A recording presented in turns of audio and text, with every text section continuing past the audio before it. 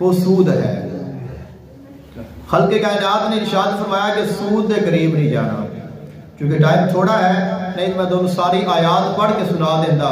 خلق کائنات نے فرمایا یمحق اللہ الربا ویربی الصدقات، اللہ تعالیٰ سود نو گھٹاتا ہے اور تجارت نو بڑھاتا ہے، اور فرمایا کہ سود کے قریب نہیں جانا اور تجارت کرنی ہے۔ اور فرمایا جیڑے بندے نے سود کا کاروبار کیتا، سود کے قریب گیا، وہ ایویں ہی ہے جویں اس نے اللہ دے نال اعلان جنگ کر دیتا ہے۔ فَإِن لَّمْ تَفْعَلُوا فَأْذَنُوا بِحَرْبٍ مِّنَ اللَّهِ وَرَسُولِهِ، حرب من اللہ ورسولہ، قرآن پاک دے الفاظ نے کہ وہ اللہ دے نال جنگ دا اعلان ہے، وہ اللہ دے رسول نال بھی جنگ کرتا ہے، اللہ نال بھی جنگ کرتا ہے، اور اللہ دے نال جنگ دا کوئی نہیں کر سکتا۔ لیکن اتنا خطرناک ہے یہ جڑا عمل ہے کہ جس دے نال انسان دا سب کچھ تباہ و برباد ہو جاتا ہے۔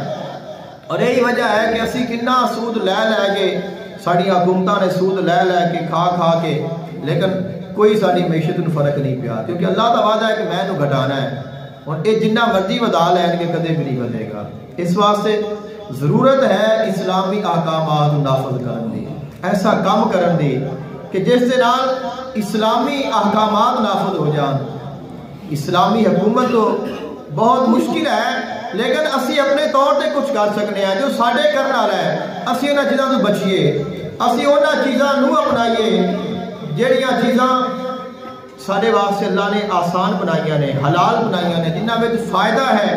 خلق کائنات نے فرمایا هو الذی جعل لکم الارض ذلولا فامشوا فی مناکبها وکلوا من رزقہ والیہ النشور، اللہ تعالیٰ نے تواڈے واسطے زمین بنائی ہے تاکہ تسی اندے وچ چلو پھرو اور اندے وچ رزق حاصل کرو۔